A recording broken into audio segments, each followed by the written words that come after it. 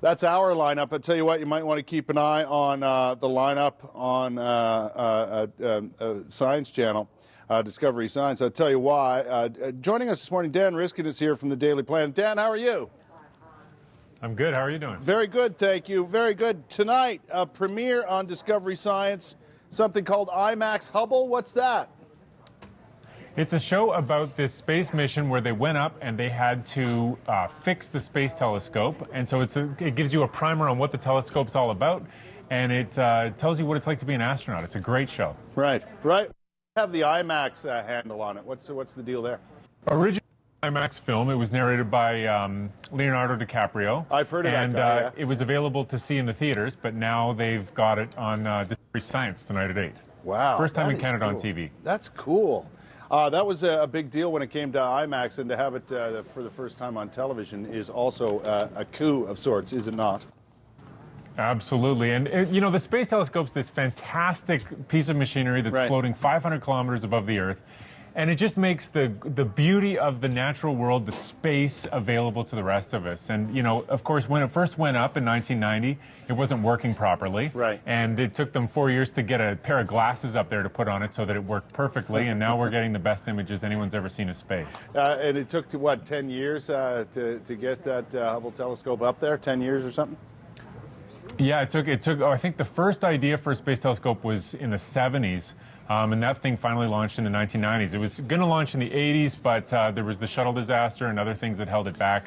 They finally got it up in 1990. You can imagine how heartbroken they were when they turned it on and it wasn't working properly. They had to convince NASA to go back up and put these glasses on there so it would work properly. Right. But since then, it's been working beautifully. There have been 4 or 5 missions to fix it up.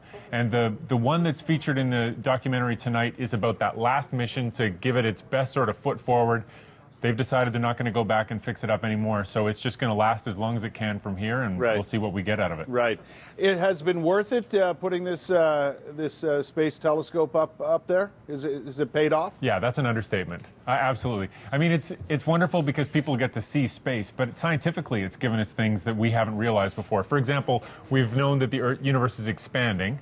And one of the things that the Hubble Space Telescope was up there to figure out was how fast it's expanding. And what they figured out is that it's expanding faster and faster and faster, which we totally didn't expect. And we've had, I mean, the whole, you know, you hear people talk about dark matter and all this stuff. That's all based on what the Space Telescope has taught us. So we've got findings that have really changed the direction of science. That is a huge discovery, finding out that the Earth is expanding. Boy, that's kind of scary, actually, isn't it? Yeah, the universe is expanding, yeah. It's kind of scary when you think about it.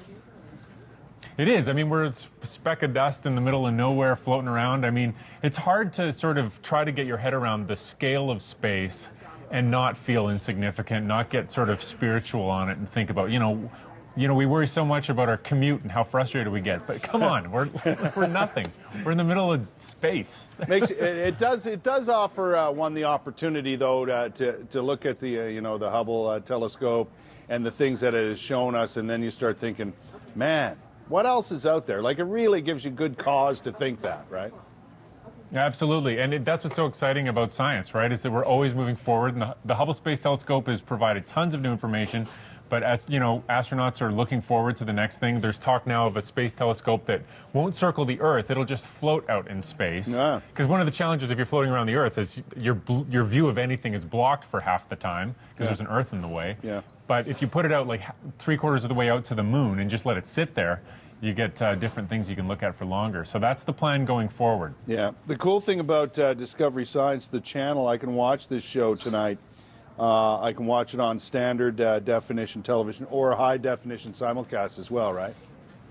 Yeah, we've got it in high def, absolutely. And the images are just absolutely stunning. I mean, there's just no other way to say it. These are the best views of space anyone's ever had. I think that's the sort of thing, and I'm glad that it's available. I think that's the sort of thing you need to watch in high definition, right?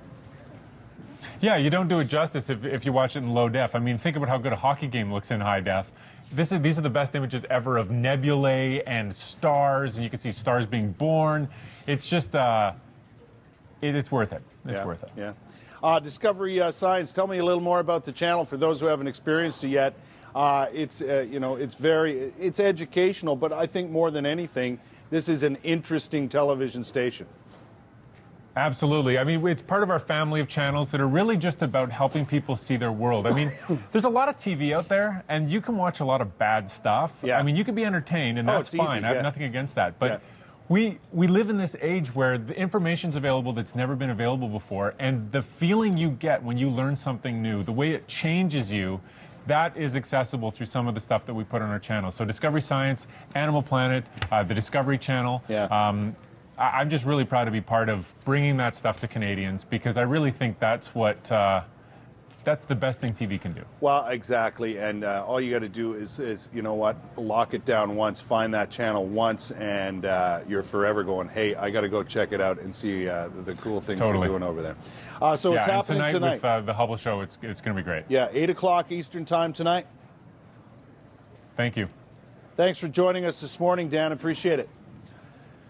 My pleasure. That's Dan Riskin from Daily Planet. So make sure you check it out tonight. IMAX Hubble, which very cool. It was in the IMAX theaters, narrated by Leonardo DiCaprio.